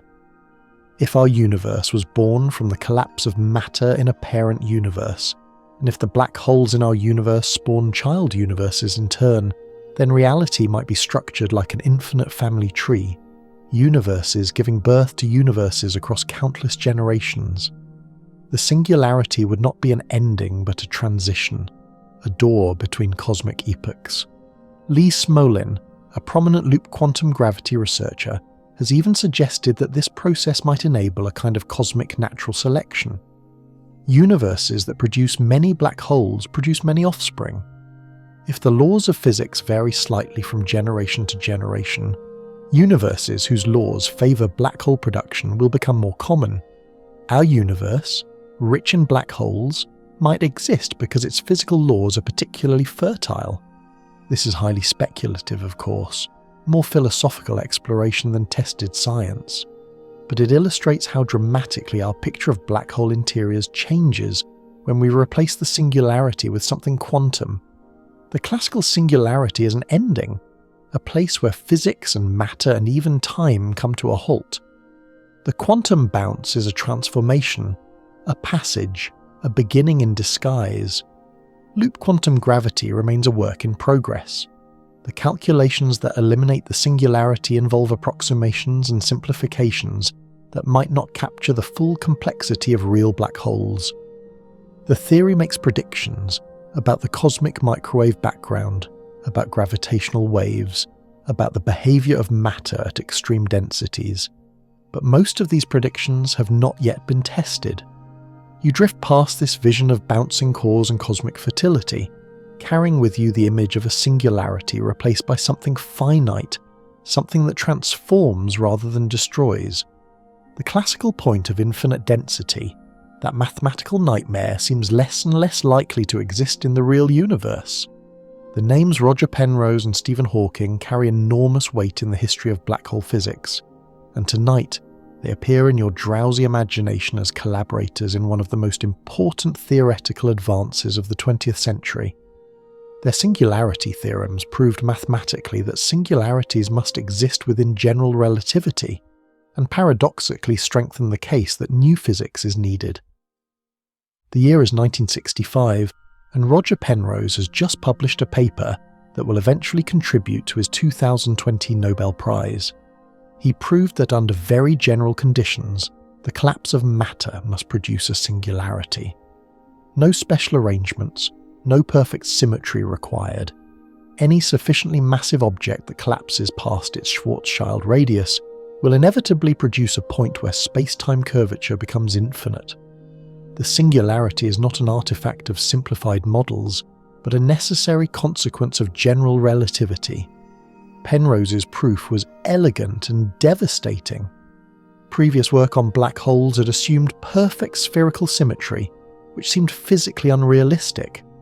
Real stars are lumpy, asymmetric, influenced by rotation and magnetic fields. Perhaps some hoped these complications would prevent singularity formation. Penrose showed that this hope was false. The singularity was unavoidable. Stephen Hawking, then a young doctoral student, recognized the power of Penrose's methods and began collaborating with him. Together and separately, they developed a series of theorems extending the results. Hawking proved that a singularity must have existed at the beginning of our universe. The Big Bang was not merely a model, but a mathematical inevitability given general relativity. Penrose proved that singularities are always hidden behind event horizons, unable to directly influence the outside universe, a conjecture called cosmic censorship that remains unproven in full generality. Historians still argue about whether Penrose and Hawking believed the singularities they proved to exist were physically real. Both were well aware that general relativity was a classical theory that must break down at small scales. Both expected quantum gravity to modify the picture, but their theorems established something crucial. Within the framework of general relativity, singularities are inescapable. If you want to avoid them, you need different physics. This is the paradox at the heart of the singularity theorems. They prove that singularities exist within a theory that everyone agrees cannot describe what happens at singularities. The theorems are simultaneously a triumph and a call for help, a mathematical certificate that general relativity contains its own seeds of incompleteness. Here is a quirky human detail from this history. Hawking was diagnosed with ALS in 1963 at age 21 and given 2 years to live. He lived another 55 years, producing some of the most important physics of his generation while progressively losing the ability to move and speak. His collaboration with Penrose, his work on Hawking radiation, his popular books, all emerged from a mind trapped in a failing body. The singularity theorems, proving the inevitable collapse of matter into infinite density, were developed by a man watching his own physical structure slowly collapse around him. The cosmic censorship conjecture, which Penrose proposed in 1969, deserves attention. It states that singularities are always hidden behind event horizons, invisible to outside observers. A naked singularity exposed to the universe would allow the breakdown of physics to directly influence events, which seems problematic. Penrose conjectured that nature does not permit such exposure, that singularities are always censored, hidden behind horizons. This conjecture remains unproven in general. Mathematicians have constructed theoretical examples of naked singularities, but whether these can form from realistic physical processes is unclear. If cosmic censorship holds, then the singularity problem is somewhat academic. The singularity exists but cannot affect us, hidden forever behind the event horizon. And now, as this section draws toward its close, you might feel your breathing deepening, your thoughts growing softer. The theorems that Penrose and Hawking proved were rigorous, exact, unassailable within their framework. But the framework itself has limits. boundaries where its applicability ends. The singularity is proven to exist in the mathematics, and almost certainly absent from the physics. This contradiction is not confusion but clarity. Clarity about where our understanding stops. The darkness around you grows gentler, warmer. The black hole you have been orbiting becomes less threatening, more mysterious. What seemed like an ending is actually a question. What seemed like destruction is actually transformation waiting to be understood. Let your thoughts drift now, carried on the currents of cosmic uncertainty. The greatest minds in physics have grappled with these questions, and the questions remain open, inviting, patient. The singularity is not a monster to fear, but a puzzle to appreciate, a reminder that the universe still keeps secrets. You're safe in your bed, far from any event horizon. The stars wheel overhead in patterns as old as human awareness. Sleep is coming, soft and welcome, and the mysteries of black holes will wait for you, undisturbed, until morning. The black hole is not entirely black. This astonishing realization comes from Stephen Hawking, whose calculations in 1974 revealed that black holes glow with a faint radiation that gradually evaporates them into nothing. You drift back from the edge of sleep to consider this strangest of cosmic facts, that the ultimate prisons of the universe have a slow leak. Hawking radiation emerges from the quantum vacuum itself, and understanding it requires embracing the strangeness of empty space. What seems like nothing is actually seething with activity at the quantum scale.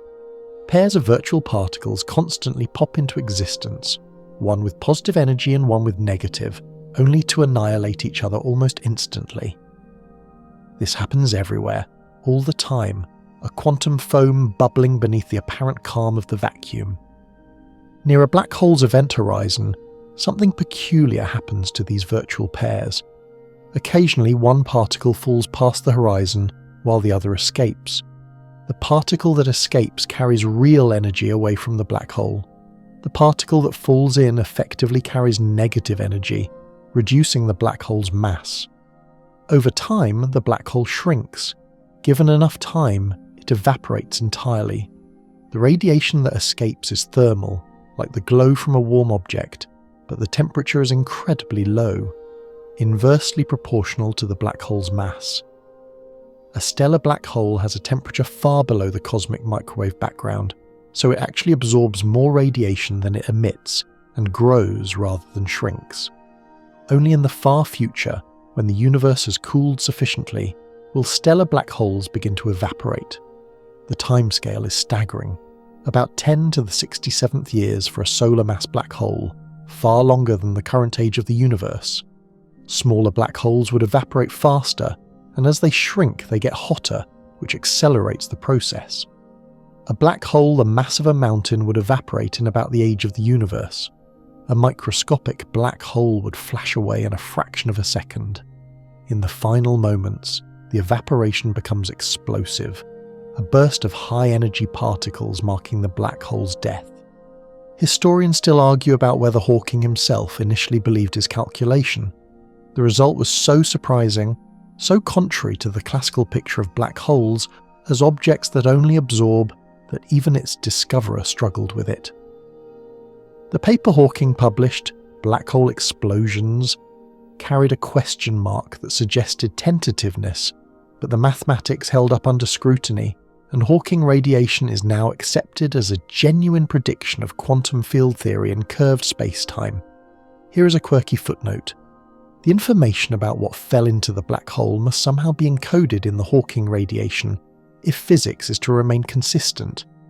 But Hawking's original calculation suggested the radiation was perfectly thermal, carrying no information at all. This apparent contradiction would eventually explode into the information paradox, one of the most contentious debates in theoretical physics. We will explore it soon. The temperature of Hawking radiation is given by a beautiful formula involving all the fundamental constants of nature. It connects gravity through the mass of the black hole, quantum mechanics through Planck's constant, and relativity through the speed of light. Some physicists consider this formula a glimpse of quantum gravity, a rare window into how the fundamental theories must eventually unite. What does Hawking radiation mean for the singularity? At first glance, it seems irrelevant. The radiation comes from the horizon, not the centre. But if black holes eventually evaporate completely, then whatever was at the centre must eventually be released back into the universe. The singularity cannot hide forever. This raises urgent questions about what exactly happens at the end of evaporation, questions that remain unanswered. Some theorists propose that black hole evaporation leaves behind a remnant, a stable Planck-scale object containing whatever was at the centre. Others suggest the evaporation is complete, with all information somehow emerging in the final burst of radiation. Still others propose that the whole picture of black hole interiors must be revised, that the singularity never formed in the first place, that something like a fuzzball replaces the classical interior from the beginning. The slow leak of Hawking radiation transforms our understanding of black holes from eternal to temporary. They are not permanent features of the cosmic landscape, but temporary structures, dense deposits that gradually evaporate over timescales that dwarf human comprehension. The singularity, if it exists, is not forever hidden, but eventually exposed, which makes understanding its true nature all the more urgent. You have now arrived at one of the deepest puzzles in theoretical physics, a conundrum so disturbing that it has kept physicists arguing for nearly 50 years. The information paradox questions whether black holes destroy information, and if they do, whether this breaks something fundamental about how the universe works. Information, in physics, is not about meaning or communication, but about distinguishability. Two states are informationally distinct if some measurement could, in principle, tell them apart. A universe containing information allows us to reconstruct the past from the present, to run the equations of physics backward and determine what came before. Quantum mechanics, in particular, is built on the assumption that information is conserved. The evolution of quantum states is unitary, meaning distinct states remain distinct forever. Black holes threaten this assumption. Consider what happens when something falls in. A book and a pizza, both with the same mass, would produce identical black holes according to classical general relativity. The black hole is characterized only by mass, charge, and spin, no record of what fell in. The detailed information about the book's contents or the pizza's toppings has apparently been erased. Hawking radiation makes this worse. If black holes eventually evaporate completely, emitting only thermal radiation characterized by temperature, then the information about what fell in seems to be destroyed entirely. The radiation carries no record of the book or the pizza. It is the same regardless of what the black hole ate. Information has not merely been hidden, but annihilated. This would violate quantum mechanics at a fundamental level. If information can be destroyed, then the equations of physics cannot be run backward to reconstruct the past. Cause and effect become untraceable. The foundations of physical law begin to crack. Hawking initially accepted this conclusion, arguing that black holes violate quantum mechanics in this specific way. Most physicists resisted, preferring to believe that information somehow escapes, perhaps encoded subtly in the Hawking radiation, perhaps preserved in some other way we do not yet understand. A famous bet between Hawking and John Preskill was eventually conceded by Hawking in 2004, when he acknowledged that information is probably preserved, though exactly how remained unclear. Historians still argue about what changed Hawking's mind. He claimed to have developed a new calculation showing information could escape, but the calculation was technical and not universally accepted. Some suspect he simply came to find information destruction too radical, preferring to align with the majority view even without a complete resolution. Here is a quirky way to understand the stakes. Imagine burning a book. The book is destroyed, but in principle, if you collected every ash particle, every photon of light, every molecule of gas produced by the burning, you could reconstruct the book. The information is scattered, not destroyed. This is how physics normally works. Information is conserved, just rearranged. Black holes might be different. They might actually erase information, not merely scatter it. If so, the book that falls in is gone forever, not merely transformed.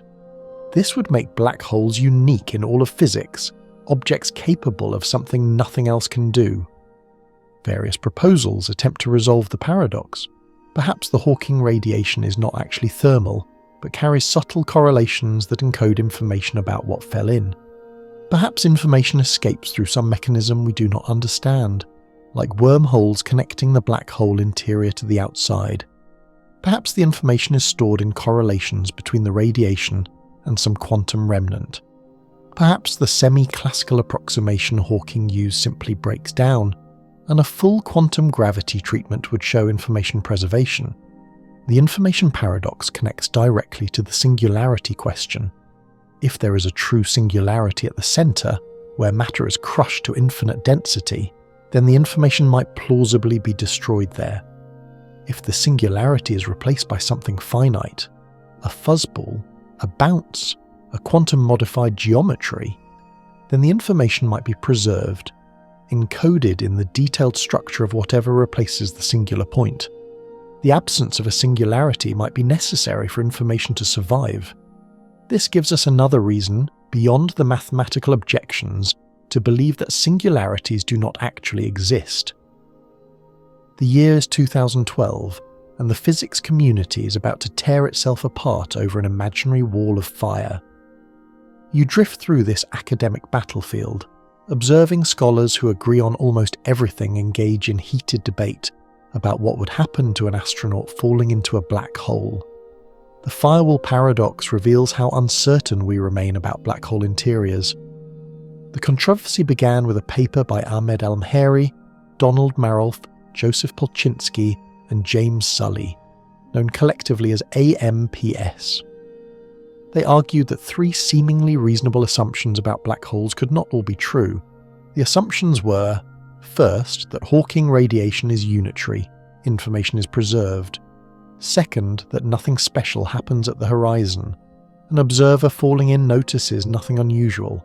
And third, that physics remains consistent. No contradictions arise from examining the same situation from different perspectives. MS demonstrated that these assumptions were mutually inconsistent. If information is truly preserved in the Hawking radiation, then subtle quantum correlations must exist between particles emitted at different times. But these same particles must also be correlated with their partners that fell into the black hole, and quantum mechanics forbids a particle from being maximally correlated with two different systems. Something must give. The resolution AMPS proposed was dramatic. The event horizon is not benign but deadly. A firewall of high-energy particles exists at the horizon, incinerating anything that crosses.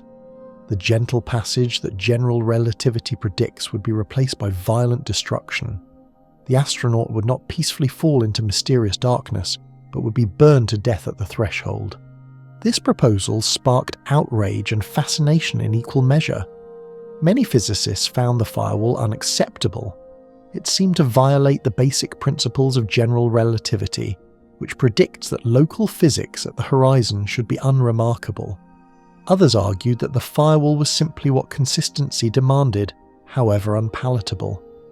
Historians still argue about whether the firewall debate represented genuine progress or an academic dead end. Hundreds of papers were written, conferences organised, reputations staked on various positions. The debate revealed deep uncertainty about the nature of black hole horizons and, by extension, about what lies within. Here is a quirky human detail. The firewall paper was initially rejected by journals as too speculative, then became one of the most discussed papers in theoretical physics. Polchinski, one of the authors, died in 2018, before any resolution was reached. The questions he helped raise remain open. Various responses to the firewall paradox have been proposed. Some argue that quantum gravity effects near the horizon, small but cumulative over the black hole's lifetime, might modify the story. Others propose that the three assumptions of AMEPS are not as reasonable as they seem. Perhaps something unusual does happen at the horizon, or perhaps our understanding of quantum information in gravitational contexts is incomplete. Leonard Susskind and Juan Maldacena proposed a particularly creative resolution involving wormholes. They suggested that quantum entanglement between particles inside and outside the black hole might be equivalent to a wormhole connecting those regions. A proposal summarized as ER equals EPR, Einstein-Rosen, bridges equal Einstein-Podolsky-Rosen correlations. If true, this would connect the geometry of space-time to quantum mechanics in a profound new way. The firewall debate illustrates how much we do not know about black hole interiors. The confident predictions of general relativity that crossing the horizon is unremarkable, that a singularity waits within, are called into question by quantum mechanical consistency requirements. The singularity might not exist, the horizon might not be benign, the whole picture might need revision. What is remarkable is how much remains uncertain despite decades of intense theoretical work. Black holes are theoretical laboratories, places where our best theories collide and spark. The collisions illuminate the boundaries of understanding, even when they fail to produce clear answers. You drift through this battlefield of ideas, observing the intellectual combat without needing to take sides. The firewall might exist, or it might not. The singularity might exist, or it might not. What certainly exists is the question, vivid and alive, awaiting the insight that will eventually resolve it. Let us return to what we actually observe, stepping back from theoretical speculation to examine the empirical evidence. Black holes are real. We have seen them, heard them, measured them. But everything we observe happens outside the event horizon. The singularity, whatever its nature, remains forever hidden from direct detection. The first compelling evidence for black holes came from X-ray astronomy in the 1970s. Objects like Cygnus X1 emitted tremendous amounts of X-rays from a compact region, far more than any ordinary star could produce. The explanation that made sense involved matter falling toward a black hole, heating to millions of degrees as it spiraled inward, radiating X-rays before disappearing past the horizon. The black hole itself remained invisible, but its feeding behavior was unmistakable. Gravitational waves provided the next great confirmation. On September 14, 2015, the LIGO detectors in Louisiana and Washington states simultaneously registered a ripple in space-time, the gravitational waves produced by two black holes merging about 1.3 billion light-years away.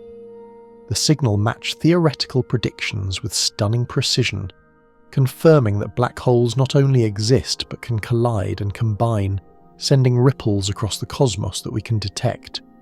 Since that first detection, dozens of black hole mergers have been observed.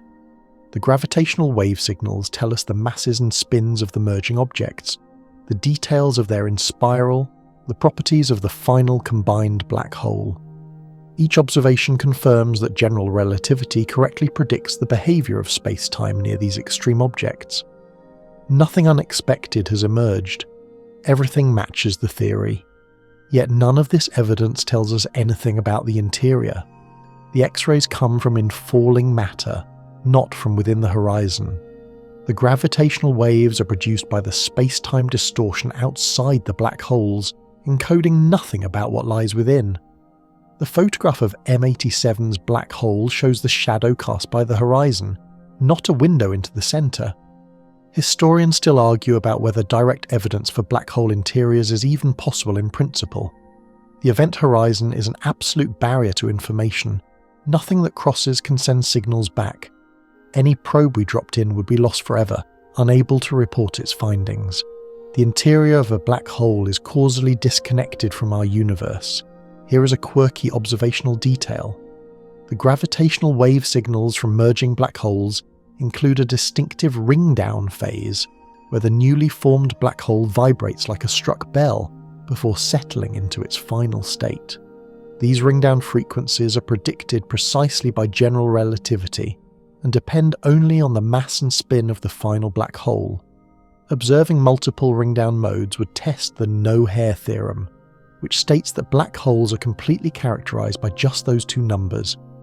So far, observations are consistent with this theorem, but more sensitive detectors might reveal deviations. What could observations tell us about singularities? If quantum gravity modifies the structure of black hole interiors, there might be subtle signatures in the gravitational waves, deviations from general relativistic predictions during the final merger or ringdown. So far, no such deviations have been detected, but the sensitivity of our instruments continues to improve.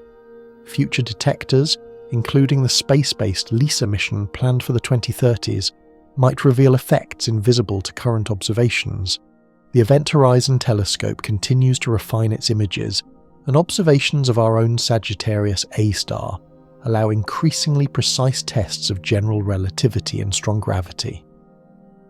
If the shadow's properties deviate from predictions in specific ways, this might hint at modified physics near the horizon, or even at a different internal structure. For now, all evidence supports the existence of black holes as predicted by general relativity, with event horizons at the expected locations and external properties matching theoretical calculations. The singularity remains a prediction, not an observation, a mathematical inference from a theory that we know must break down before reaching the point it predicts. The evidence tells us black holes are real. It does not tell us what they contain. Black holes have escaped the physics journals to become cultural icons, and this journey through imagination would be incomplete without visiting how fiction has shaped our understanding and misunderstanding of these cosmic objects. You drift now through Hollywood's version of the singularity, where mathematics becomes spectacle and the honest uncertainties of physics transform into confident visual imagery.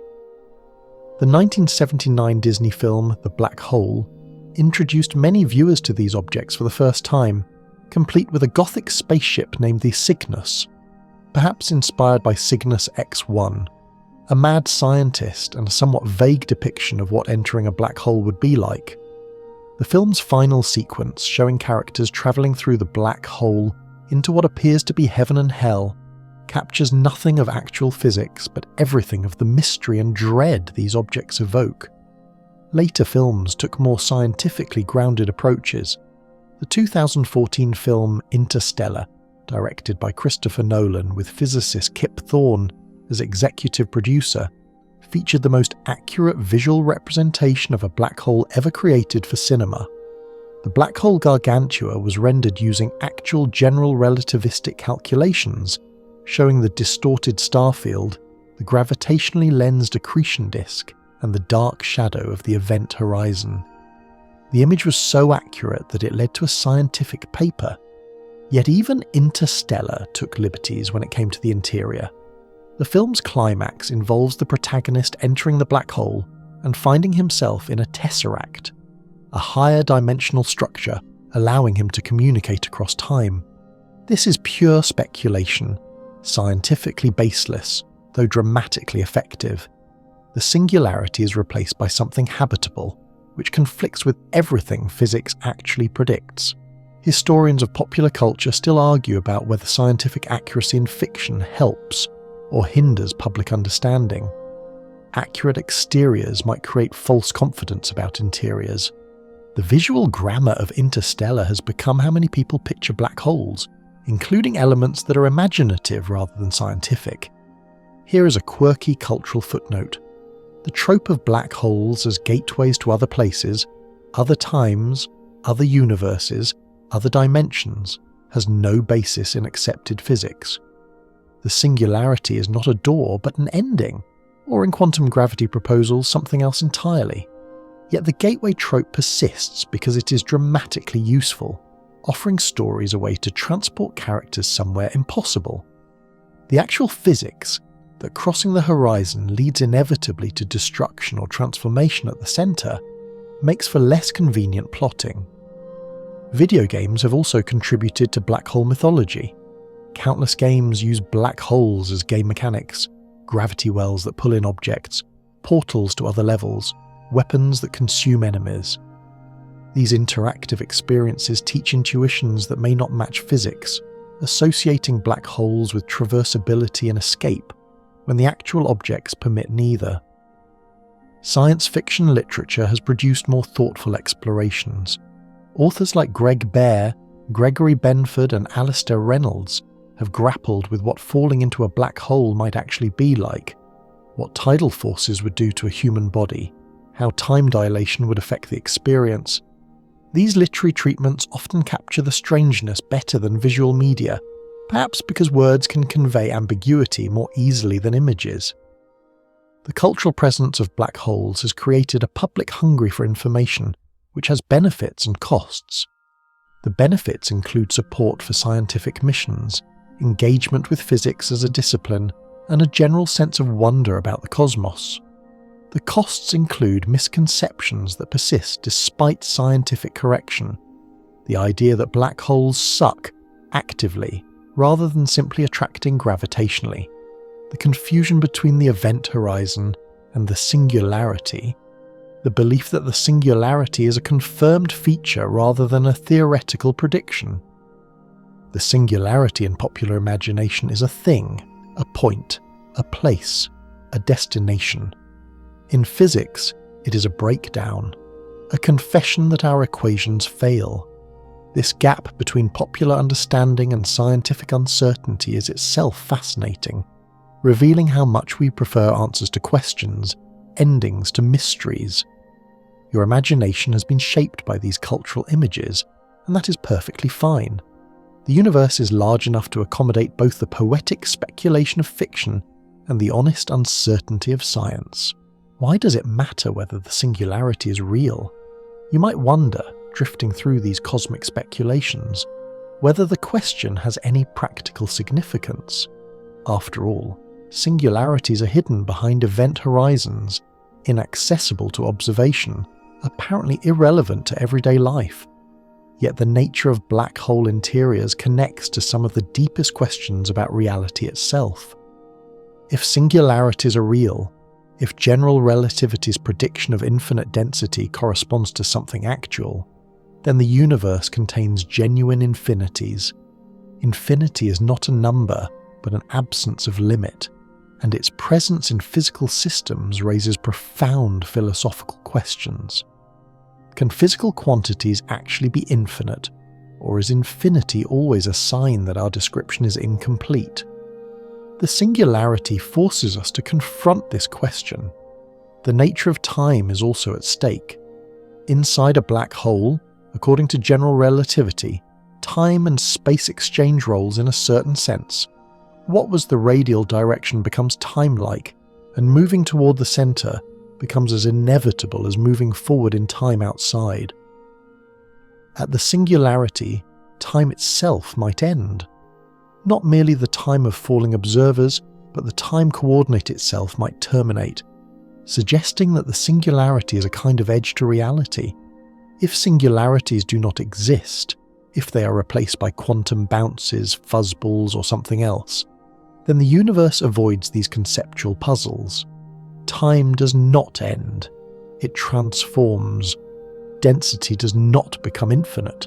It reaches a maximum and reverses. The edge of reality becomes a doorway to something else. Causality depends on the nature of singularities.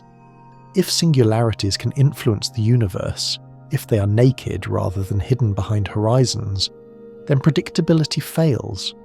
The breakdown of physics at the singularity could leak into the regular universe, making the future genuinely unknowable.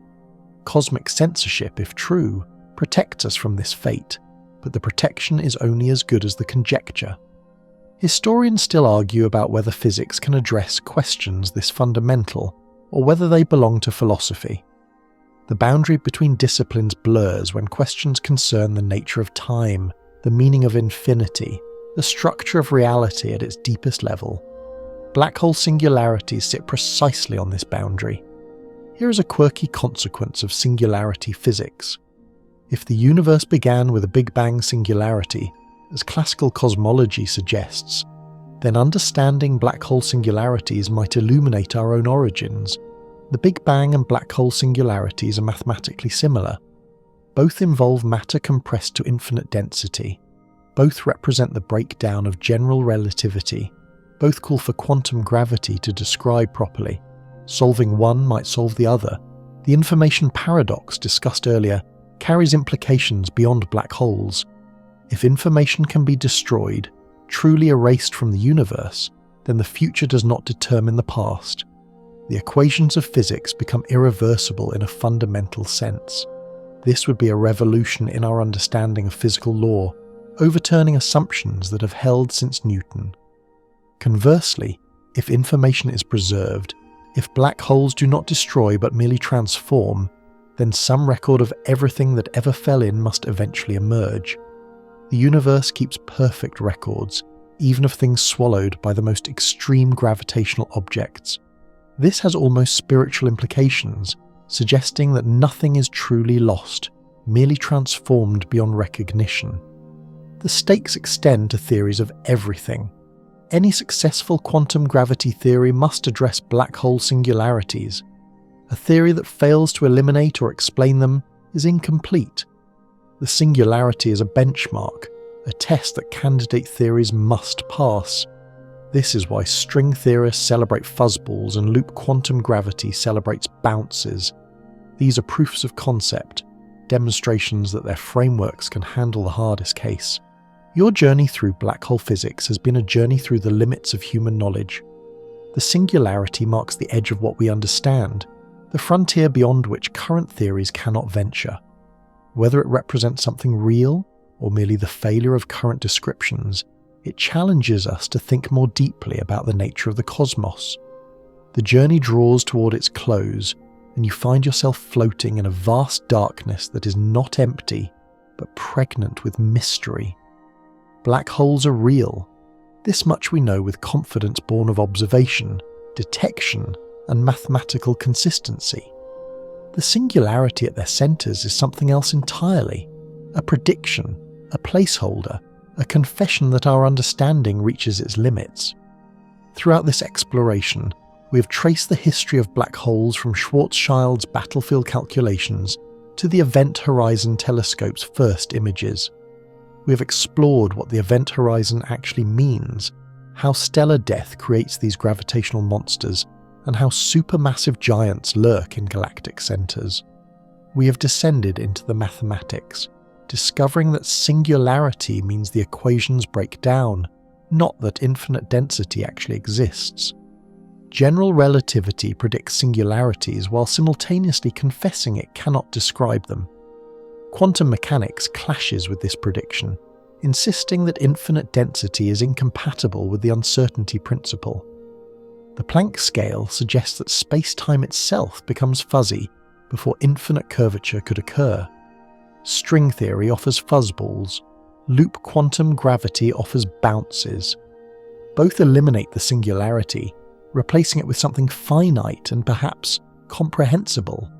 The singularity theorems of Penrose and Hawking proved that within general relativity, singularities are unavoidable, which strengthens rather than weakens the case that general relativity is incomplete.